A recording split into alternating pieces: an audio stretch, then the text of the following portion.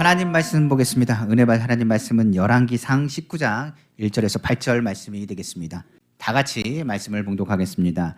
아합이 엘리야가 행한 모든 일과 그가 어떻게 모든 선지자를 칼로 죽였는지를 이세벨에게 말하니 이세벨이 사신을 엘리야에게 보내어 이르되 내가 내일 이맘때에는 반드시 내 생명을 저 사람 중 한 사람의 생명과 같게 하리라. 그렇게 하지 아니하면 신들이 내게 벌 위에 벌을 내림이 마땅하니라 한지라.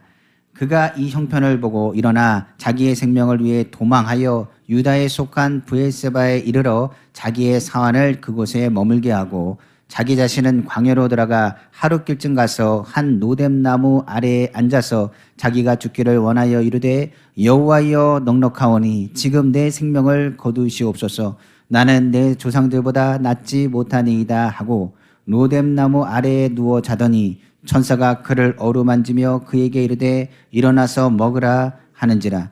본즉 머리맡에 숯불에 구운 떡과 한 병 물이 있더라. 이에 먹고 마시고 다시 누웠더니 여호와의 천사가 또 다시 와서 어루만지며 이르되 일어나 먹으라. 내가 갈 길을 다 가지 못할까 하노라 하는지라. 이에 일어나 먹고 마시고 그 음식물의 힘을 의지하여 40주 40야를 가서 하나님의 산 호렙에 이르니라. 아멘.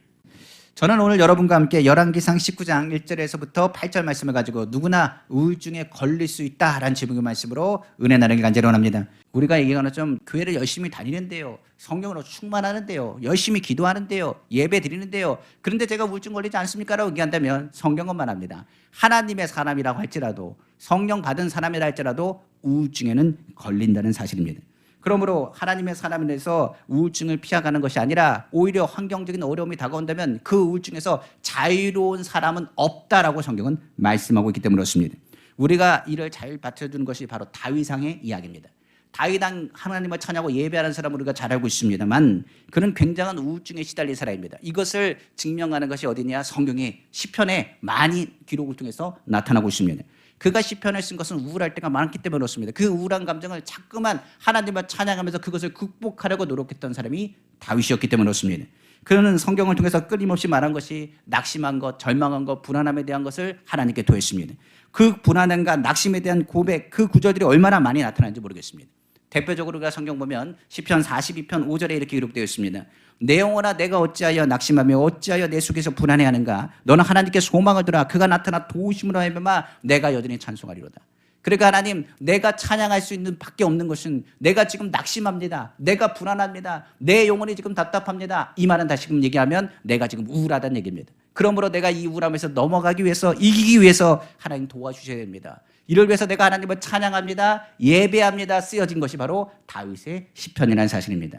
성경을 보면 다윗만 그랬나요? 아닙니다. 욥도 그랬습니다. 욥은 하나님께서 인정한 의인입니다. 당시에 욥과 같은 사람이 있겠느냐? 이 사람은 세상에서 욥과 같은 사람은 없다라고 할 정도 하나님이 인정한 사람입니다. 의인 중에 의인이라고 말할 수 있는 사람, 하나님이 인정하는 사람 바로 욥입니다. 그러나 환경에 그가 감당 못할 스트레스를 받기 시작했습니다. 그 어려움이 나타나기 시작했을 때 그 재앙 중에서 그는 생일을 저주하고 차라리 안 태어났으면 좋겠다고 죽고 싶은 심정을 하나님께 나아가여 토했던 것을 성경 기록하고 있습니다. 한번 보겠습니다.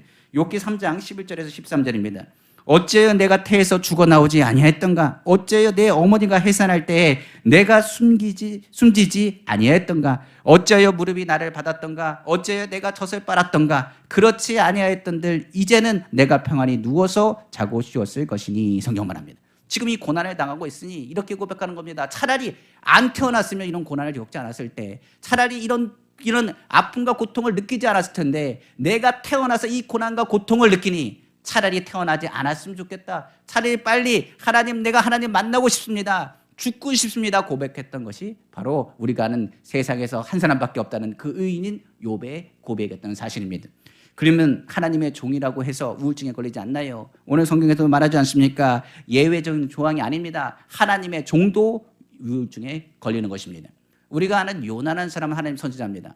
요나를 그냥 우리는 보통 사람으로 생각하면 안 됩니다. 요나는 하나님의 음성을 듣는 사람이고 하나님과 대화했던 사람이 누구냐? 바로 요나였습니다. 그가 하나님 말씀에 불순종하여 가다가 물고기 뱃속에 들어갔습니다. 그는 거기서 회개하여 하나님께 기도하기 시작했습니다. 그리고 구원은 하나님께 있습니다 선포했을 때 물고기 뱃속에서 나왔던 요나, 그 요나는 그냥 요나가 아닙니다. 오늘날로 얘기하면 성령 충만한 요나인 것입니다. 그가 니느웨에 가서 멸망에 대한 걸 선포했습니다. 그런데 니느웨가 멸망하지 않습니다. 자신의 마음과 자신의 생각과 하나님의 생각이 다르기 때문에 그렇습니다. 그가 그것 때문에 마음이 불편했습니다. 그리고 민족을 괴롭혔던 니느웨를 향하여 오히려 멸망하지 않는 것 때문에 마음이 속상하기 시작했습니다. 그 감정을 다스릴 수가 없었습니다. 그가 극한 우울 증상에 시달리기 시작했습니다. 그리고 하나님께 고백합니다. 차라리 내가 사는 것보다 죽는 것이 낫습니다. 고백한 사람이 누구냐? 바로 요나라는 사실입니다. 성경 한번 보겠습니다. 요나 4장 3절입니다. 여호와여 원하건대 이제 내 생명을 거두어 가소서 사는 것보다 죽는 것이 내게 나음입니다 하니 성경은 말하고 있는 것입니다. 그러니까 하나님의 음성을 듣는 요나조차도 어떻게 한다고요? 이 우울증에 시달리고 그 감정을 다스리지 못했던 부분들을 성경 기록하고 있는 것입니다. 그럼 우리가 한번 더 생각합시다. 그럼 하나님의 아들인 예수님은 어땠을까요? 예수님도 우울함에서 자유로웠을까요? 아닙니다. 예수님도 우울함에서 자유롭지 못했습니다. 왜 그럴까요? 하나님의 아들이시지만 완전한 신성을 가지셨지만 완벽한 인성을 가지신 분이 예수님이십니다. 예수님도 몸이 피곤하면 주무셔야 됐고요. 그리고 각종 스트레스, 어려움을 많이 겪으신 분이 누구냐? 예수님이었다는 걸 우리가 알아야 됩니다. 우리가 예수님의 십자가 사건을 통해서 육신적인 고난만 당하셨다, 채찍을 당했다 생각하는데 아닙니다. 우리의 질고를 아신다고 했습니다. 그리고 우리의 마음과 우리의 죄악의 모든 것을 아시는 분이 누구시다? 예수님이십니다. 그러니까 예수님도 우셨습니다. 슬퍼하셨습니다. 기뻐하셨습니다. 즐거워하셨습니다. 그 모든 감정을 가지신 분이 누구시냐? 바로 우리가 아는 예수님이십니다. 그렇기 때문에 예수님도 우울감이 없느냐? 우울함이 그에게 다가왔을 때 예수님도 그 마음과 고민하여 내가 죽게 되었습니다 라고 고백한 대목이 성경에 기록되어 있습니다. 바로 십자가 사건 전 바로 기도하셨을 때 예수님이 고백한 내용입니다. 바로 마태복음 26장 바로 37절에 38절입니다. 베드로와 세베대의 두 아들을 데리고 가실새 고민하고 슬퍼하사 이에 말씀하시되 내 마음이 매우 고민하여 죽게 되었으니 너희는 여기 머물러 나와 함께 깨어있으라 하시고 성경 말합니다. 깨어있으라고 했더니 또 자고 있습니다. 그러니까 예수님의 마음에는 실망감과 고통이 이루 말할 수가 없는 것입니다. 십자가 사건이 그냥 쉬운 사건이 아닙니다. 감당하기 어려운 사건이 바로 십자가 사건이기 때문에 그렇습니다. 그러나 아무도 예수님을 이해하는 사람이 없습니다. 예수님에 대한 그 모든 것을 이해하거나 예수님과 같이 기도하는 사람조차도 그 자리에 없었다는 것을 확인할 수 있습니다. 그러니까 예수님이 지금 내가 고민하게 되었습니다. 죽게 되었습니다. 고백할 정도로 그의 마음에 급격하게 우울함이 다가왔다는 것을 성경은 말하고 있는 것입니다. 그러므로 이 우울함에 대한 것은 그 누구도 자유로울 수가 없습니다. 우리도 우리의 심령을 이것을 잘 이길 때도 있지만은 이 우울한 감정이 다가왔을 때 오늘 본문의 말씀의 제목처럼 누구도 우울증에 걸릴 수 있다는 것을 알아야 됩니다. 그러니까 우리가 생각하는 것처럼 영적 문제가 반드시 우울증의 증거가 되는 게 아닙니다. 영적으로 문제가 없어도 환경적인 어려움이 다가오나 감당하지 못할 일들이 다가온다라고 생각하면 우울함이 다가온다는 사실인 것입니다. 오늘 본문에 봐도 우울증에 시달리는 증상을 가진 하나님의 사람이 있습니다. 오늘 본문에 나온 주인공인 바로 엘리야가 그렇습니다. 엘리야 영적 전쟁에서 승리했습니다. 분명히 승리했습니다. 그런데 성경에 보는 그 다음에 다가오는 실망감으로 인해 위대한 선지자는 엘리야도 극심한 우울증에 걸려서 차라리 죽여달라고 하는 부분들이 성경에 기록하고 있습니다. 바로 열왕기상 오늘 본문이죠. 19장 4절입니다. 자기 자신은 광야로 들어가 하룻길쯤 가서 한 노렘나무 아래에 앉아서 자기가 죽기를 원하여 이르되 여호와여 넉넉하오니 지금 내 생명을 거두시옵소서 나는 내 조상들보다 낫지 못하니이다 하고 성경을 하고 있습니다. 여기 무슨 얘기입니까? 내가 지금 내 생명을 거둬주옵소서. 지금도 넉넉합니다. 내가 열심히 했는데 아무것도 변한 게 없습니다. 내가 열심히 기도했습니다. 열심히 바라봤습니다. 이스라엘이 변할 줄 알았는데 이스라엘 하나도 변하지 않습니다. 내 조상들, 내 앞에 있었던 많은 선배들이 하느님 안에서 주의 일들을 한다고 해서 실패했다고 얘기하고 그들이 하는 것이 아무것도 없다고 말하는데 나는 좀 특별할 줄 알았습니다. 그런데 나도 별 볼 일 없는 사람입니다. 차라리 지금 내가 보니 변화될 것 같지도 않고 내가 했던 것이 다 헛된 것 같습니다. 그러니 이제는 나를 자유롭게 보내주십시오. 내가 그냥 주님 앞에 나아가길 원한다라고 고백했던 것을 알아야 되는 것입니다. 이처럼 오늘도 본문에 얘기합니다. 이 우울함은 성령 충만하거나 당세에 읽거나 할 것 없이 극복하지 못하면 어떡하냐? 굉장히 어려운 상황을 만들 수 있다는 것입니다. 치명적인 공격으로다가 이것을 방치하면 육신만으로 끝나는 것이 아니라 그 영향력이 다시 얼로요 영적인 것으로 발전한다는 것을 알아야 되는 것입니다. 그래서 사람들이 우울증에 심각하게 걸리면 자신도 모르게 극단적인 선택을 하게 되는 것입니다.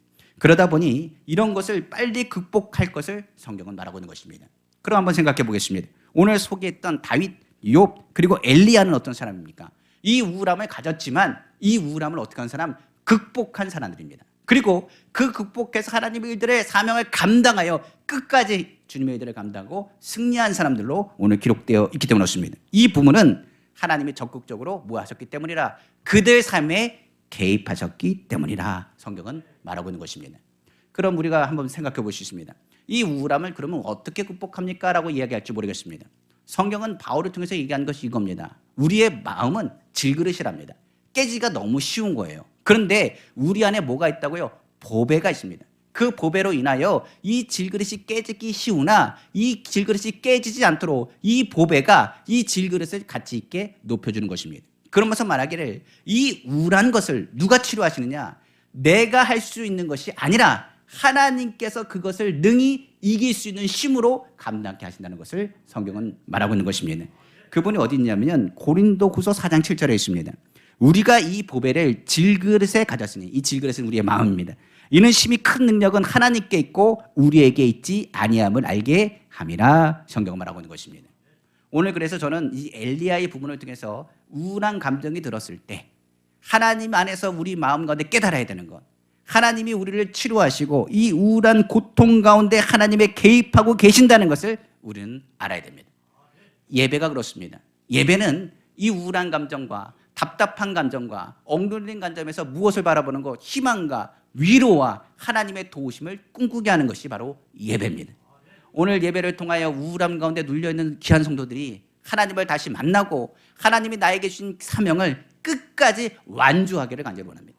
이를 통해서 오늘 허락하신 축복된 삶을 살기를 다시 한번 주님의 이름으로 축원합니다. 자, 그러면 이제 본문을 보겠습니다. 엘리야가 그럼 왜 우울증에 걸렸는지를 한번 생각해 보겠습니다. 엘리야는 누굽니까? 하나님의 사람입니다. 그가 기도했을 때 3년 6개월 동안 비가 내리지 않았습니다. 비가 내리지 않은 이유는 다른 것이 아닙니다. 이스라엘이 하나님을 섬겨야 되는데 하나님만 섬기는 것이 아니라 바알과 아세라까지 섬기기 시작했기 때문에 그렇습니다. 그 당시에 왕은 아합이었고 그 당시에 왕후는 바로 이세벨이었습니다. 그러니까 아합과 이세벨이 어떻게 했느냐? 바알과 아세라를 섬기면서 우상 숭배가 본격적으로 이루어졌으며 하나님의 종들을 죽이는 것도 그냥 무섭지 않게 두렵지 않게 행했던 것을 확인할 수 있습니다. 그러다 보니 하나님의 사람들은 어떻게 했냐? 완전히 눌려 살기 시작했습니다. 3년 6개월 가뭄이 다가오면 다가올수록 그 가뭄과 고통 가운데 그 모든 풍랑을 누구에게 이야기하느냐? 하나님은 사람에게 이야기하기 시작했습니다. 아합이 엘리야를 만났습니다. 엘리야가 아합을 만났습니다. 3년 6개월이 다 됐을 때 아합이 뭐라고 얘기한지 아십니까? 이렇게 얘기합니다. 엘리야를 향해서 너는 나를 괴롭게 하는 자라고 말했습니다. 그러니까 하나님의 사람들이 나를 괴롭게 한다, 이스라엘을 힘들게 한다라고 이해한 것입니다. 아합이 말합니다. 이 가뭄의 원인이 저에게 있습니까? 아닙니다. 이 가뭄의 원인은 아합과 우상 숭배하는 가운데 있습니다. 그리고 엘리야가 말했습니다. 갈멜산에서 한번 붙으십시다. 당신이 얘기하는 바알 선지자 450명을 데려오고 그리고 아세라를 섬기는 400명의 선지자를 데리고 오셔서 850명을 데리고 나오시면 내가 그들과 함께 하나님이 누구인 것을 보이겠다고 말했습니다. 갈멜산에 450명이나 되는 바알의 선지자들이 모였습니다. 그리고 엘리야도 모였습니다. 그리고 말하기를 진짜 하나님이 누군지 내가 보게 될 것이라고 말했습니다. 그리고 많은 이스라엘 사람들을 외치기 시작했습니다. 여러분 선택하십시오. 하나님이 우리 하나님 되신 걸 알지 않습니까? 이스라엘 하나님은 한 분 하나님이십니다.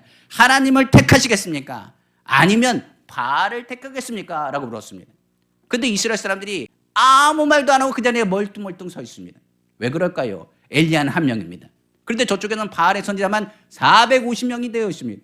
그러니 수적으로 봤더니 어떻게 보면 엘리야는 한 명이기 때문에 엘리야를 따르기도 그렇고 오히려 바알에 대해서 얘기하기도 그렇습니다. 그러니까 아무 말도 못하는 것입니다. 엘리야는 말했습니다.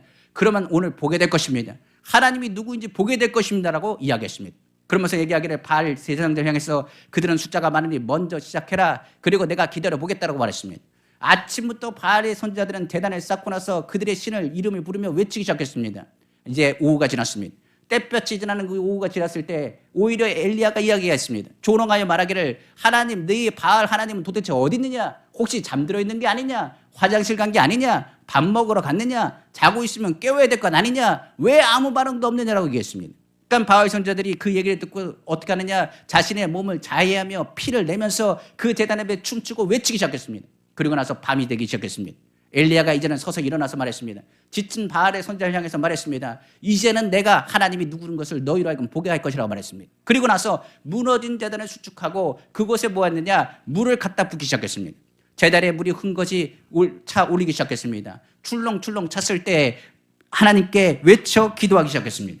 하나님이 하나님됨을 보여달라고 외치자 하늘에서 불이 떨어지더니 엘리야가 세운 그 제단과 그 부었던 물을 완전히 살라서 하나님께서 받으셨다라고 성경 기록하고 있는 것입니다. 그리고 나서 엘리야가 외쳤습니다. 이스라엘에게 말하길 누가 하나님이냐? 그랬더니 이스라엘이 외치기 시작했습니다. 우리의 하나님은 하나님 한 분이십니다. 우리는 하나님을 믿습니다. 하나님만이 하나님이다 외치기 시작했습니다. 바알 선지자는 지쳤습니다. 하루 종일 그들이 몸을 자해하면서까지 외쳤지만 아무 반응이 없었습니다. 그들이 도망도 가지 못하고 지쳐있는 그들을 향해 외쳤습니다. 엘리야가 말하기를 그들을 바로 죽이라고 말했습니다. 이스라엘 사람들은 흥분이 돼서 기쁜 마음으로 그 바알에 섬기던 대제사장 450명을 그 자리에서 죽였습니다. 기손 시내가는 그들의 피로 헛눌러졌으며 하나님은 그것을 기쁘게 받으셨다고 성경은 말합니다. 엘리야가 이제는 산에 올라가서 기도합니다. 이제 하나님, 이 제사장 바알에 섬기던 사람이 죽었습니다. 이스라엘 하나님을 찬양하고 예배하고 있습니다. 하나님 간절히 기도합니다. 하나님 이제는 창을 열어서 피를 내려 주옵소서라고 기도했습니다. 그리고 나서 한 번 기도하고 두 번 기도하고 세 번 기도하고 성경에 보니까 허벅지 그 사이를 머리에 쳐박아서 하나님께 간절히 하나님 외치기 시작했다고 말합니다. 그가 7번 기도했을 때 비로소 사원을 통해서 듣기 시작합니다. 주먹만한 구름이 보인다고 말하고 있습니다. 그리고 나서 이것을 통하여 큰 빗소리가 들립니다. 아합에게 다가 얘기합니다. 이제 비가 올 것입니다. 큰 빗소리가 들립니다. 그러니 당신은 준비하소서 곧 비가 내립니다 라고 외쳤습니다. 아합이 그 말을 듣고 나서 하나님께서 비를 내리신다는 것을 그 왕은 듣게 됐다고 성경은 말하고 있습니다. 그리고 그냥 멈췄나요? 하나님께서 엘리야에게 말합니다. 너는 뛰어가서 이스라엘에 가서 하나님께서 비를 내린다는 것을 선포하라. 하나님께서 하셨다는 것을 선포하라고 말했습니다. 그는 열심히 뛰었습니다. 성경을 보니까 아합보다 더 빨리, 수레보다 더 빨리 뛰어 지쳐 나가서 하나님께서 비를 내리신다는 큰 빗소리를 외치기 시작했습니다. 이스라엘은 그 소리를 들었을 것입니다. 이스라엘 백성들은 하나님께서 비를 내리신다, 이 모든 가뭄의 원인이 어디에 있었다는 것을 그들로 하여금 깨달았을 것입니다. 그리고 나서 그 저녁이 되었습니다. 엘리야가 열심히 뛰었습니다. 하루 종일 주님의 사역을 감당했습니다. 큰 전쟁을 하면서 영적 전쟁의 승리와 함께 하나님의 일을 감당한 것을 기뻐했습니다. 그런데 엘리야는 누구라고요? 사람입니다. 그러니 지칠 대로 지칠만도 합니다. 그가 열심히 뛰었기 때문에 뛸 때는 잘 모르지만 그가 뛰고 나서 보니 자신이 완전히 번아웃, 완전히 다운된 것을 확인할 수 있었습니다. 몸이 안 아픈 데가 없습니다. 힘이 안 든 데가 없습니다. 하나님 이제는 됐지 않습니까? 이제는 우리가 완벽한 승리를 했습니다. 하나님의 말씀하신 것처럼 이 승리, 완벽한 대승리를 거뒀습니다. 그러나 제가 지쳤습니다. 좀 쉬어야 되겠습니다 라고 누워 있었습니다. 그런데 그때였습니다. 그때 사환 하나가 등장하기 시작한 것입니다. 엘리야는 지쳐있는 상황에서 이 사환이 무슨 소식을 전할지는 알지 못했습니다. 아마도 이 전쟁에 승리하고 나서 이스라엘이 변화돼가지고 돌아와서 편지를 썼나? 아합왕이나 이세벨이 편지를 보냈다고 하는데 이세벨의 편지를 보면 이제 하나님을 섬기겠습니다라는 편지를 왔나? 그렇게 생각했지 모르겠습니다. 지쳤어도 그 마음 가운데 변화가 있고 그 가운데 좋은 일이 있으면 지쳐도 사람은 뭐합니까? 다시 힘을 얻거나 용기를 낼 수 있습니다. 그런데 이게 웬일입니까? 이세벨의 편지에서는 그 내용과 완전히 다른 결과가 나타났기 때문에 그렇습니다. 성경 한번 보겠습니다. 열왕기상 19장 우리 1절에서 2절 말씀이죠. 아합이 엘리야가 행한 모든 일과 그가 어떻게 모든 선지자를 칼로 죽였는지를 이세벨에게 말하니 이세벨이 사실을 엘리야에게 보내어 이르되 내가 내일 이맘때에는 반드시 내 생명을 저 사람들 중 한 사람의 생명과 같게 하리라. 그렇게 하지 아니하면 신들이 내게 벌을 내림이 마땅하니라 한지라. 성경은 말하고 있는 것입니다. 지금 완전히 지쳐 있습니다. 지금 쉬고 있는 가운데 있었습니다. 그런데 들리는 소문은 이스라엘에서 그렇게 선포했는데 이스라엘이 변화되지 않았습니다. 아합을 향해서 큰 빗소리가 들립니다. 비를 하나님께 내리십니다라고 그렇게 얘기했는데 아합도 변화되지 않았습니다. 그리고 이세벨은 어떻게 합니까? 오히려 말하기를 내가 너 오늘 죽일 것이라. 네가 죽인 사람 그 사람의 한 사람 한 사람 죽인 것처럼 너를 그냥 죽였냐? 그냥 완전히 밟아 죽일 것이라고 이야기하니 그 마음과 내 고통과 두려움과 분노와 그 충격이 그를 얼마나 실망감과 함께 다가왔는지 모르겠습니다. 우리가 하는 것처럼 그렇습니다. 신앙생활할 때 내가 주일을 할 때는 기쁩니다. 그러나 주일하고 나서 결과가 좋지 않았을 때 우리가 하나님께 열심히 기도합니다. 그리고 기도한 거라서 하나님께서 평안함 주시고 은혜를 베풀어 주셔서 이제 됐다라고 생각했는데 세상에 아무것도 변하지 않는다고 한다면 그 가운데 우울함은 아마 더 크게 다가올지도 모르겠습니다. 오늘 본문에 나온 엘리야도 그 모든 것 때 우울증 증상을 나타내기 시작했습니다. 이제는 감당할 수 없었습니다. 심도 갖지 못했습니다. 지쳤습니다. 어렵습니다. 엘리야 마음에 조바심이 생겼습니다. 그 생명에 대한 공포감까지 생겼습니다. 그리고 나서 엘리야 같지 않는 행동을 하기 시작합니다. 엘리야는 어떻게 하느냐? 쉬지 않고 내가 살기 위해서는 도망가야겠다고 생각했습니다. 우울증에 걸린 사람 도저히 어떻게 할지 모릅니다. 하나님께 기도할 만도 한데 하나님께 기도할 시간도 없었나 봅니다. 그가 어떻게 합니까? 그 얘기를 듣자마자 하나님께 기도하자, 주님 앞에 나아가자, 그게 아니었습니다. 그는 두려웠습니다. 그리고 도망가기 시작했습니다. 베드로처럼 두려움에 휩싸이면 예수님을 3번 부인하게 되는 것입니다. 하나님이 살아계신 건 알면서도 불구하고 하나님의 역사하심에도 불구하고 자신의 마음에 우울증까지 눌리니 기도할 생각도 하지 못하고 내가 살아야겠다는 생각 때문에 그는 도망가는 길을 택하게 됩니다. 성경은 우울증이 그 가운데 다가와서 유대 땅에 가는 일들을 성경은 기록하고 있으며 유대 땅으로 가면서 종을 두고 혼자서 광야 가운데로 도망쳤다라고 성경은 기록하고 있습니다. 이 생명의 전전긍긍한 엘리야의 모습, 불안과 초조, 공포에 광야로 들어가 사람들을 피해 혼자 있고 싶어서 그는 노뎀 나무 아래까지 가서 거기서 죽기를 하나님께 구했다라고 성경은 말한 것입니다. 그가 분노와 실망감 그리고 공포와 두려움 그 모든 감정이 그 마음을 우울케 하면서 그는 얘기합니다. 나도 별 볼일 없는 사람입니다.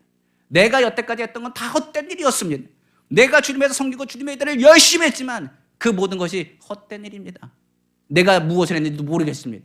내 조상들이 했던 것처럼 저는 별반 다르지 않습니다. 조상들도 그렇게 외쳤을 때 이스라엘이 변하지 않았는데 나도 조상들과 뭐가 다르겠습니까? 나는 좀 특별한 줄 알았습니다. 나는 좀 새로울 줄 알았습니다. 나를 통해서 많은 이스라엘이 변화될 줄 알았습니다. 하나님이 나를 그렇게 쓰신 줄 알았습니다. 그런데 생각해보니 나는 아무것도 아닌 사람입니다. 그러고 나서 그는 뭐 하게 됐냐? 그냥 노뎀 나무에서 죽기를 말하며 지쳐서 그냥 잠만 자기 시작한 것입니다. 사람도 만나기 싫고 아무도 만나기 싫은 엘리야의 모습을 확인할 수 있습니다. 성경에 보면 성경의 야곱도 그렇습니다. 야곱도 장자권을 얻으면 자기가 먼저 변화될 줄 알았습니다. 그래서 형의 장자권을 그가 뺏어오지 않았습니까? 그런데 성경은 말합니다. 야곱이 장자권을 뺏는 그 순간에 야곱은 뭐가 되느냐? 에서를 도망가는 도망자가 되었습니다. 한밤중에 도망가는 야곱, 도망가다 지쳐가지고 어떻게 하느냐? 이제 내가 어떻게 해야 되느냐? 하나님 정말 살아계신 거 맞습니까? 하나님 아브라함의 이삭의 하나님이 살아계신다고 나는 들었는데 하나님 안 계신 것 같습니다. 내가 지금 열심히 기도해서 장자권까지 얻었지만 내가 지금 할 수 있는 것이 아무것도 없습니다. 도망자 신세라니 내가 무엇을 해야 되겠습니까? 라고 이야기하는 야곱. 그가 한 행동이 뭔지 아십니까? 돌을 하나 주셨습니다. 돌을 왜 주신지 아십니까? 자려고요. 그냥 벽에를 만들어서 자려고 성경은 돌베개를 만들어 잤다고 말합니다. 하나님 나 이제 모르겠습니다. 마음대로 하십시오. 내가 지금 아무 생각도 하기 싫습니다. 누가 나에게 말 거는 것조차도 싫습니다. 나는 아무것도 하기 싫습니다. 그냥 잠만 자야겠습니다. 아무것도 모르겠습니다라고 모든 것을 팽개쳐 누워있던 야곱의 모습을 성경 기록하고 있는 것입니다. 우울증에 걸리면 이것이 영적인 문제는 아닙니다만 우울증이 심해지면 이건 육신적인 것을 떠나 영적인 것까지 영향을 끼친다는 것을 우리는 알아야 되는 것입니다. 그러므로 하나님에 대한 분노와 자신에 대한 실망감, 감당하지 못하는 그 일들이 자기 자신을 뭐라고 그러냐? 무가치한 존재라. 내가 여태까지 살았던 인생 자체는 다 헛살았다. 나는 무엇 때문에 살았는가? 나는 엉망이었고 내가 한 것은 무엇인가? 나는 아무것도 한 것이 없고 이룬 것도 없다라고 얘기하며 자기 비하와 함께 자기를 죽여달라고 외치는 그 모습을 성경은 계속적으로 보게 되는 것입니다. 이것이 바로 우울증에 걸린 사람의 모습인 것입니다. 그러면 하나님께서는 그 원인도 우리에게 보여주셨습니다. 그러면 그 원인을 알았다면 이 우울증에 대해서 하나님은 어떻게 처방하여 치료하셨을까요? 이제는 이것을 보기 원합니다. 엘리야 단상에서 하나님은 어떻게 하셨는지를 우리는 살펴봐야 됩니다. 하나님은 처음에 이렇게 얘기하셨습니다. 하나님께서는 엘리야에게 너 왜 그랬니? 그런 말 안 하셨습니다. 일단 하나님께서는 우울증에 심하게 걸려있는 엘리야를 향해서 아무 말씀 안 하시고요. 그냥 먹이고 쉬게 하셨습니다. 우리가 얘기할 때 하나님은 천사를 보내서 잠에서 깨어 일으켜 물을 마시게 하고 떡을 먹게 하고 또 잠이 떨어지면 또 깨워서 먹이고 물을 마시게 했다고 성경은 말합니다. 일단 우울증에 걸리면 다른 말 하면 안 됩니다. 이런 얘기 있잖아요. 왜 아픈데, 왜 힘든데, 뭐가 문제인데 그 말이 우울증 걸린 사람에게는 어떤 상황이냐? 제일 듣기 싫은 말입니다. 우리가 하는 것처럼 스트레스를 왜 받습니까? 자신의 상황을 모를까요? 자신도 이것을 견디고 싶은데 견디지 못하는 상황 아닙니까? 그런데 그 얘기를 계속적으로 찌르는 것은 그 사람을 죽이는 것입니다. 그러니까 환자는 질환에 걸려 있으면, 병에 걸렸으면 병의 치료하고 어느 정도 힘이 생길 때까지는 아무 말 하지 않는 것이 좋습니다. 그러니까 하나님께서 어떻게 하느냐? 엘리야를 먹이고 재우면서 그에게 뭐 하느냐? 육신적으로나 정신적으로나 스트레스 받는 것에 쉼을 줄 수 있는 시간을 허락해 준 것입니다. 하루 종일 내가 뛰었구나, 하루 종일 고생했구나, 내가 너에게 아무 말 하지 않는다, 왜 이것을 도망가느냐 얘기하지 않습니다. 왜 나를 찾고 기도해야지, 그렇게 하나님 말씀하지 않으셨습니다. 오히려 얘기하기를 엘리야를 이해하시며 먹이시고 재우시고 일으키시는 모습을 반복적으로 보이신 것을 확인할 수 있는 것입니다. 하나님은 우리를 다루실 때 이렇게 다루십니다. 깨우고 재우며 지친 몸을 만지시는 하나님의 모습을 우리는 생각해 봐야 되는 것입니다. 그러니까 우리가 건강하지 못하면 이것을 극복할 면역력이 없으면 극복할 수가 없습니다. 그러니까 병이 든 사람을 계속적으로 찌르는 것은 하나님도 기뻐하지 않습니다. 일단은 주변에 병든 사람이 있거나 우울증에 걸린 사람이 있거나 낙마하고 절망한 사람이 있으면 그냥 놔두십시오. 그리고 먹이시고 재우시고 쉼을 가질 수 있는 시간을 충분히 주는 것이 필요하다는 것을 우리는 알아야 되는 것입니다. 그리고 나서 하나님께서 어떻게 하셨느냐? 충분히 재우시고 먹이시고 하신 후에 그에게 뭘 얘기하느냐? 목적지를 정해놓고 운동을 시키셨습니다. 성경을 보니까 어떻게 하느냐? 이렇게 얘기하고 있습니다. 하나님께서 엘리야를 깨우셔가지고 말합니다. 이제 먹었지? 이제 힘을 나지? 네, 힘을 납니다. 그러면 이제는 호렙산 보이지? 뛰어라! 이렇게 말합니다. 호렙산을 향해서 걷기 시작하는 엘리야의 모습을 성경은 기록합니다. 그가 40주야를 호렙산까지 걷게 하셨다라고 성경은 말하고 있는 것입니다. 세상에도 우울증에 걸리면 가만히 있으면 안 됩니다. 집안에 들어가 있으면 안 되고요. 어떻게 하느냐? 나가서 걸어야 됩니다. 운동할 것을 권장합니다. 마찬가지로 하나님께서 뭐 하느냐? 하나님의 말씀 안에서 먹이시고 힘을 내고 건강이 회복되는 것이 우선인 것을 말하고 있는 것입니다. 그러니까 아픈 사람은 먼저 건강 회복이 중요한 것입니다. 왜냐하면 아프면 이 영적인 것까지 영향을 끼칠 수 있기 때문에 그렇습니다. 사람은 전인적인 존재입니다. 성경에 말한 것처럼 그런 다음에 하나님께서 어떻게 하느냐? 호렙산 바위 굴속에 들어가 앉아서 이제 비로소 엘리야에게 마음의 문을 열게 하십니다. 성경에 보니까 이제 굴속에 들어갔다고 말하는데 오늘날 얘기하면 기도인 것 같습니다. 우리가 하나님께 들어가서 기도하고 예배하며 하나님 앞에 나아가는 시간, 영적인 쉼을 하나님께서 호렙산 굴에서 그에게 허락하신 것입니다. 그리고 나니 비로소 이제 엘리야가 그 마음에 있는 속상한 것에 대한 부분들을 열어 기도하기 시작합니다. 그 부분이 바로 열왕기상 19장 10절입니다. 그가 대답하되 내가 만군의 하나님 여호와께 열심히 유별하오니 이는 이스라엘 자손이 주의 언약을 버리고 주의 대단을 헐며 칼로 주의 선지자들을 죽였음이오며 오직 나만 남았거늘 그들이 내 생명을 찾아 빼앗으려 하나이다. 엘리야가 왜 우울해졌다고요? 내가 정말 유별했습니다. 열심히 주의 일들을 감당했습니다. 그런데 이스라엘 사람들이 하나님의 언약 버렸습니다. 변화되지 않았습니다. 제가 주님을 제단에 세우고 나아갔습니다. 그러나 그들은 주의 제단을 헐었습니다. 그리고 주의 선자들을 찾아 죽이고 있습니다. 이제 누구만 남았다고요? 나 혼자만 남았습니다. 저는 이 부분을 이해를 합니다. 왜 그러냐면 갈멜산 올라갈 때 누구만 섰다고요? 엘리야 혼자만 섰습니다. 많은 선자들이 그를 따를 만도 한데 아무도 없었습니다. 혼자였습니다. 그리고 450명이나 되는 바알의 제사장들 앞에서 예배하며 하나님을 찬양했던 엘리야, 그 모습을 우리는 생각해 볼 수 있는 것입니다. 그렇게 기도할 때 하나님께서는 엘리야의 말을 듣고 나서 그때 본격적으로 처방을 시작하기 시작했습니다. 엘리야에게 세미한 음성으로 위로하고 용기를 주신 것입니다. 그 세미한 음성 가운데 엘리야가 무엇을 깨닫느냐? 하나님이 자신과 함께 했다는 것과 자기를 새롭게 하시는 하나님의 음성에 대한 것을 깨닫게 된 것입니다. 한번 보겠습니다. 열왕기상 19장 11절에서 12절입니다.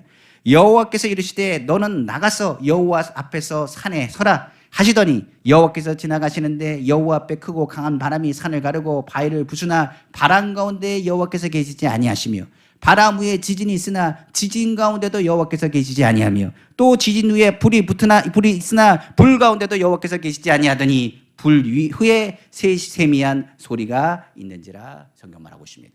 한번 보십시오. 야곱이 그랬습니다. 하나님 먼데 계십니까? 아브라함의 이상의 하나님이라고 말하는데 하나님은 나에게 역사 안 그었습니다. 하나님, 내가 하나님 말씀을 듣고 내가 열심히 주의 복을 받고자 장자권까지 얻었는데 내 형편이 왜 그렇습니까? 하나님 정말 살아계신 건 맞습니까? 화가 났거든요. 그리고 나서 돌베개를 만들어서 잠을 들고 있는데 하나님이 그를 찾아왔습니다. 내가 너와 함께 할 것이라, 내가 너를 떠나지 않을 것이라, 내가 약속할 다 이룰까지 너와 함께 할 것이라 약속하시고 말씀하십니다. 야곱이 깹니다. 그리고 돌베개를 돌기둥 삼습니다. 그리고 말하기를 이렇게 합니다. 하나님이 진짜 가까이 계셨는데 내가 그것을 알지 못했습니다. 난 하나님 멀리 계신 줄 알았습니다. 하나님이 아브라함의 하나님, 이삭의 하나님인 줄 알았습니다. 야곱의 하나님인 것은 몰랐습니다. 하나님이 진짜 이렇게 가까이 계시고 나와 동행하시는 것을 내가 몰랐습니다. 엘리야도 동일합니다. 엘리야는 기도할 때 하늘에 불이 떨어졌습니다. 그러니까 하나님, 내가 기도할 때 하나님 불이 떨어졌을 때 그 가운데 하나님 계신 줄 알았습니다. 하나님 아버지 주의 일들 감당할 때 그 가운데만 주님이 계신 줄 알았습니다. 그런데 엘리야가 우울해서 낙심해서 도망가고 있을 때도 하나님은 함께 하셨습니다. 그 세미한 음성이 어디서 들렸겠습니까? 그 마음 안에서 주님의 음성이 들리기 시작한 것입니다. 그러면서 주님께서 하신 말씀, 바로 내가 너와 함께 한다는 것입니다. 우리의 마음은 질그릇 같지만 하나님이 우리와 함께 하시고 우리에게 힘을 주시고 이기는 능력이 누구에게 있다? 너에게 있는 것이 아니라 나에게 있다. 너가 우겨싸움을 당해도 우겨싸움을 당하지 않을 것이라, 엎드려지듯 넘어지지 않을 것이라, 내가 너를 붙잡는다는 그 음성을 확실하게 믿게 된 것입니다. 그 얘기는 바로 바울을 통해서도 얘기합니다.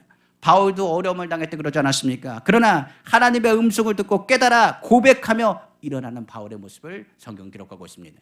바로 고린도후서 4장 7절에서 9절입니다.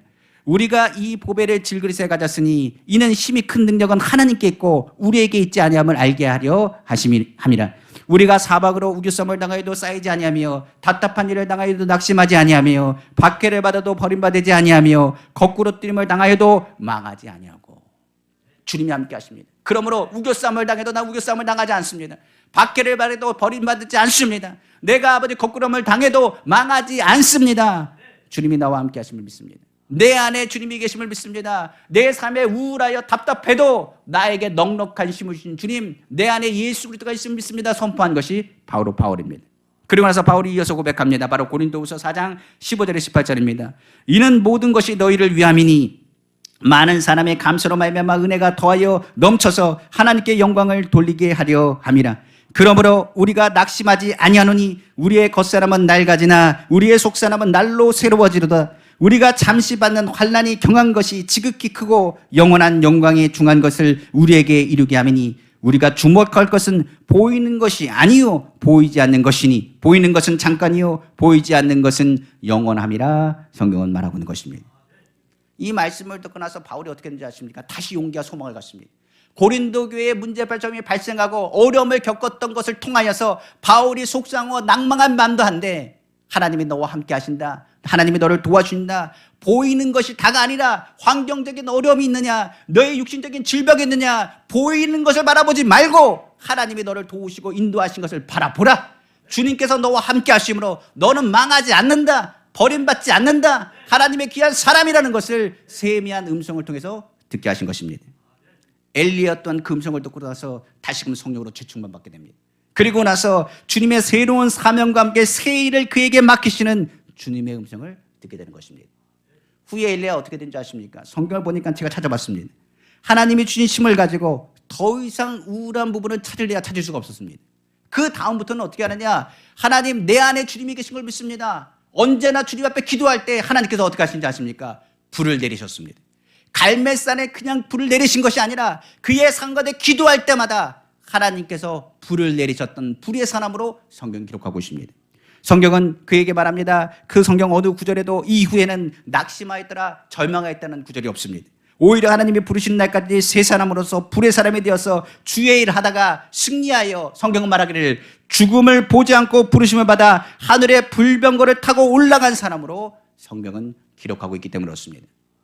그러면 이제 엘리야의 이야기를 우리의 삶에 한번 적용해 보겠습니다. 우리의 삶에 아까 얘기했습니다. 조급한 사람, 마음에 걱정 있거나 근심하여 공포서 두려워하는 사람, 염려 때문에 감당 못한다고 괴로운 사람, 남편이 우울증에 걸리거나 아내가 우울증에 걸리거나 자녀가 우울증에 걸리거나 이웃이 우울증에 걸리나 주변에 많은 사람을 볼 것입니다. 더 나아가 주의 종도 예외가 아니라고 했습니다. 우리의 상관 하나님을 섬기고 있지만은 어떤 사람은 그 우울함을 감당하지 못해서 괴로워할지도 모르겠습니다. 그럴 때 우리는 엘리야 이야기를 통해서 어떻게 해야 될까요? 성경 말합니다. 먼저 우울증에 걸리기 전에는 영육 간의 강건한 면역력을 키워야 됩니다. 성경은 이렇게 얘기합니다. 과도한 스트레스를 최대한 피하라고 말하고 있습니다. 하나님께서도 성경 말씀을 통해서 뭐라고 말씀하시지 않습니까? 이렇게 얘기합니다. 너희가 감당 못할 시험을 너에게 주지 않는다고 말했습니다. 이 얘기는 감당 못할 스트레스를 우리에게 주는 게 아닙니다. 감당할 수 있는 것만큼만 하는 겁니다. 문제는 이 감당하지 못할 시험을 키우는 게 누구에 있느냐? 우리에게 있는 것입니다.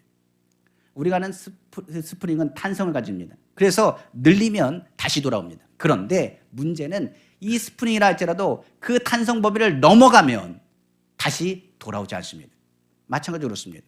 사람이 자신이 쉬어야 될 때 쉬고 그 스트레스를 이겨낼 수 있는 면역력이 없으면 사람은 병들게 되는 것입니다. 그래서 성경은 하나님께서도 말씀하십니다. 이런 스트레스를 회복하기 위해서 너희는 영적인 쉼과 육체적인 운동을 통하여 마음을 지킬 것을 계속적으로 말하고 있는 것입니다.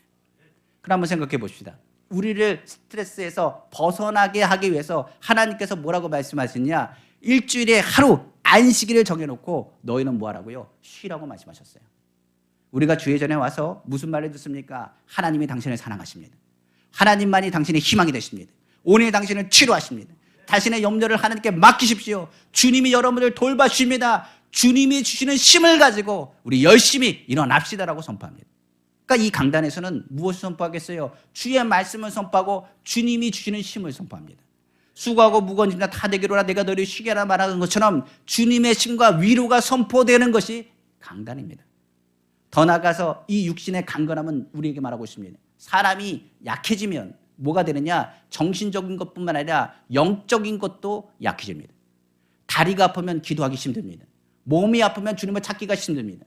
그렇기 때문에 영적으로 뿐만 아니라 육신적으로도 강건한 것이 우리의 삶에 있는 우울증을 대처하는 비결인 것을 성경은 말하고 있는 것입니다.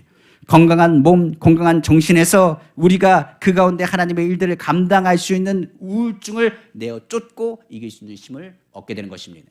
그러므로 사랑하는 자여 내 영혼이 잘된 같이 내가 범죄해야 되고 강건하는 말이 우리에게 주시는 말씀인 것을 다시 한번 들어야 되는 것입니다. 두 번째로 그러면 우울증에 걸렸다면 우리는 그 마음에 남아있는 고통 어떻게 될까요? 남김없이 하나님께 고백해야 됩니다. 병든 사람은 진료를 받습니다. 그럼 의사 앞에서 뭐 해야 될까요? 내가 어디 아픈 부분들을 구체적으로 얘기해야 되는 것입니다. 내 상황을 정확하게 얘기했을 때 그것을 통하여 나의 상태를 진단하고 진료하고 치료가 임하게 되는 것입니다. 하나님은 우리에게 말합니다. 남김없이 나에게 말하라고 말합니다. 고백할 때 그 마음에 있는 우울함이 사라지는 것입니다. 많은 사람들은 이렇게 합니다. 고백이 왜 중요합니까? 라고 얘기하는 사람도 있습니다. 우울함에 걸린 사람은 말을 잘하지 않습니다. 그런데 이 우울함에 걸릴 때 말하지 않는 이유는 다른 것 때문에 그런 것이 아닙니다. 저 사람은 내 마음을 모른다는 겁니다. 그리고 더 나아가서 자신에 대해서 비하하고 나는 형편없는 사람이라고 말하면서 누가 내 사정을 알고 누가 내 괴로움을 알고 누가 내 아픔을 알고 내 상처를 아느냐라고 이야기합니다. 그러니까 옆에서 뭐라고 얘기해도 들리지가 않는 겁니다. 그런데요, 성경은 말합니다. 하나님은 나를 아신대요. 내가 안고 일어선도 아신대요. 내 괴로움과 상처도 아신대요. 내가 지금 왜 우울하고 있는지조차도 주님은 아신다고 말합니다. 나보다 나를 더 잘 아시는 주님, 내가 혼자가 아니고 나를 붙잡으시며 나를 좋은 곳으로 인도하시고 나와 함께 하셔서 하나님께서 우리에게 행복한 삶을 살기를 더 원하신다는 것을 우리는 알아야 되는 것입니다. 이 말씀을 우리 같이 한번 봉독했으면 좋겠습니다. 우리 시편 139편 우리 1절에서 10절입니다. 우리 다 같이 한번 말씀을 같이 보면서 이제 봉독하겠습니다. 여호와여, 주께서 나를 살펴보셨으므로 나를 아시나이다. 주께서 내가 앉고 일어섬을 아시고 멀리서도 나의 생각을 밝히 아시오며 나의 모든 길과 내가 눕는 것을 살펴보셨으므로 나의 모든 행위를 익히 아시오니 여호와여, 내 혀에 말을 알지 못하시는 것이 하나도 없으시니이다.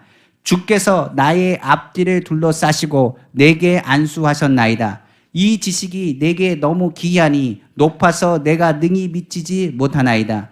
내가 주의 영을 떠나 어디로 가며 주의 앞에서 어디로 피하리이까? 내가 하늘에 올라갈지라도 거기 계시며 수월에 내 자리를 펼지라도 거기 계시니이다. 내가 새벽 날개를 치며 바다 끝에 가서 거주할지라도 거기서도 주의 손이 나를 인도하시며 주의 오른손이 나를 붙드시리이다. 아멘.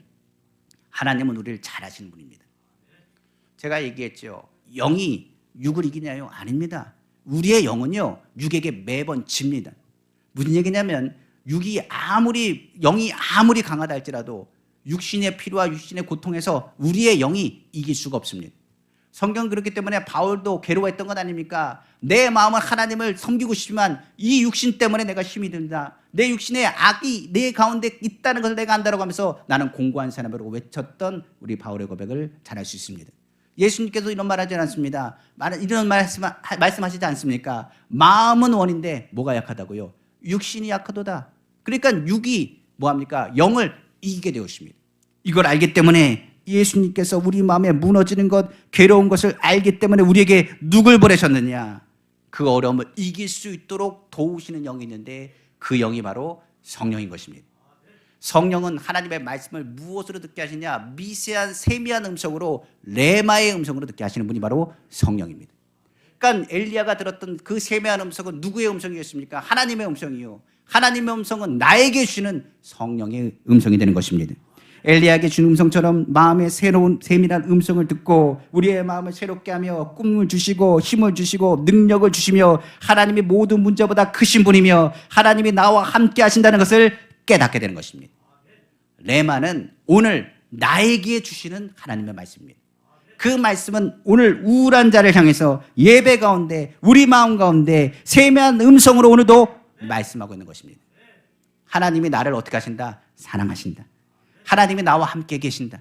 나를 버리지 아니하신다. 내 안에 항상 함께 하셔서 나를 도와준다. 나는 두려워할 것이 없다. 나는 형편없는 사람이 아니다. 나는 하나님의 자녀다. 나는 복받는 사람이라. 나는 치료받는 사람이라. 주님이 나를 인정하신다. 온 세상에 나를 다 버려도 하나님은 나를 버리지 아니하시고 나를 자녀와 같이 품으신다는 것을 깨닫게 되는 것입니다. 레마의 음성을 듣게 하시는 성령께서는 우리에게 꿈을 주고 세미한 음성을 통하여 이야기합니다. 너의 마음은 질그릇이지만 내 안에 예수 그리스도가 계시며 예수 그리스도가 하여 하나님의 능력이 이 모든 일을 넉넉히 이기게 하실 거라고 말하고 있는 것입니다. 우울함에 걸리면 우리 생각은 어떻게 된다고? 끊임없이 부정적이 됩니다. 나는 형편한 사람, 나는 부정적인 사람, 나 혼자밖에 없다라고 생각합니다. 그런데 하나님의 음성은 말합니다. 너는 뭐라고요? 혼자가 아니다. 너와 같이 하나님 앞에 기도하는 사람이 많다는 것을 우리에게 보이신다는 사실입니다. 세미한 음성은 희망의 음성으로 들리게 합니다. 혼자가 아니라는 것을 깨닫게 해주는 것입니다. 열왕기사 19장 18절에 엘리야를 향해서 말씀합니다. 세미한 음성 가운데 그에게 말합니다. 그러나 내가 이스라엘 가운데 7,000명을 남기리니 다 바알에게 무릎을 꿇지 아니하고 다 바알에게 입맞추지 아니한 자니라. 엘리야에게 말하죠. 너는 뭐라고요? 혼자가 아니라 7,000명이나 되는 사람이 바알을 섬기지 않는 사람이 있다라고 말씀하신 것입니다. 여기서 7,000은 우리가 생각하는 7,000명이라고 생각하면 안 됩니다. 7은 완전수입니다. 거기다가 1,000이 더하면 완벽수입니다. 그러니까 너를 위해서 기도하고 예배하며 하나님을 찬양하는 사람이 완벽하게 이미 준비되어 있다는 것을 의미합니다. 여러분들도 혼자가 아닙니다. 이미 여러분들과 같이 하나님을 섬기고 기도하는 사람 7,000명이 항상 함께 한다는 것을 기억하시기를 주님의 이름으로 축원합니다. 그러므로 하나님의 사람이 성령으로 충만하게 되면 부정적인 생각을 하는 것이 아니라 하나님이 도우신다는 긍정적인 말을 듣게 되는 것입니다. 성령이 하나님의 말씀으로 레마로 우리에게 뭐를 얘기하느냐? 하나님께서 너를 사랑하신다. 내가 너를 위해서 십자가를 졌다. 너희 죄를 내가 청산했다. 내 염려를 주께 맡겨라. 그가 너를 돌보실 것이라. 내가 좋은 것도 안 좋은 것도 여러 가지 염려 가운데 있으나 하나님의 성령은 말합니다. 좋은 것은 더 좋게 하시고 안 좋은 것은 좋은 것으로 바꾸시고 모든 것이 합력하여 선을 이룬다는 것을 기억하라고 말씀하고 있는 것입니다. 그래서 우울함에서 벗어나려면 하나님의 말씀을 보셔야 됩니다. 그리고 성령 아래서의 주의 음성을 들어야 됩니다. 그리고 끝은 모든 것이 합력하여 선을 이루신다는 것을 바라보셔야 되는 것입니다. 성경 로마서 8장 28절에 말합니다. 우리가 알거니와 하나님을 사랑한 자 곧 그의 뜻대로 부르심을 입은 자들에게는 모든 것이 합력하여 선을 이룬다고 말했습니다. 우리를 연약함을 친히 도우시는 성령께서 우리가 육을 이길 수 없으나 성령이 우리를 하여금 넉넉히 이길 수 있는 힘을 우리에게 주신다는 것을 깨달아 알아야 되는 것입니다. 말씀을 마치겠습니다. 오늘 말씀의 제목처럼 누구나 우울증에 걸릴 수가 있습니다. 우리가 감당하지 못할 만한 일들을 당하거나 충격적인 일들을 당했을 때, 사랑하는 사람들과 헤어졌을 때, 그리고 여러 가지 아픔과 상처를 받았을 때 사람의 마음은 끊임없이 우울할지 모르겠습니다. 사업을 하다가 사업이 흔들리거나 환경적으로 흔들렸을 때, 감당하지 못한 풍랑이 불었을 때 우리의 생각은 낙심하고 절망할지 모르겠습니다.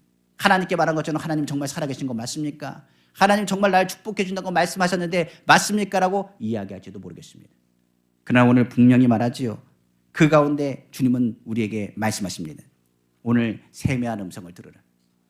오늘 그 마음에 손을 대시고 주의 음성을 듣기 원합니다. 주님이 나를 사랑하십니까? 아닙니까? 사랑하십니다. 주님이 나를 떠나지 않습니다. 우리 안에는 예수 그리스도가 보배로 사로잡혀 있습니다. 우리가 예수 안에 모신 사람은 그 마음에 성령이 친히 개입하고 계신다는 것을 알기를 원합니다. 그러면 오늘 예배 끝나고 나면 새로운 마음을 가지십시오. 주님이 우리를 도와주신다. 우리 가정을 도와주신다. 우리 사업을 도와주신다. 오히려 모든 것이 합력하여 선을 이루신다는 것을 바라보시는 우리 성도님 다 되시기를 다시 한번 주님의 이름으로 축원합니다. 기도하겠습니다.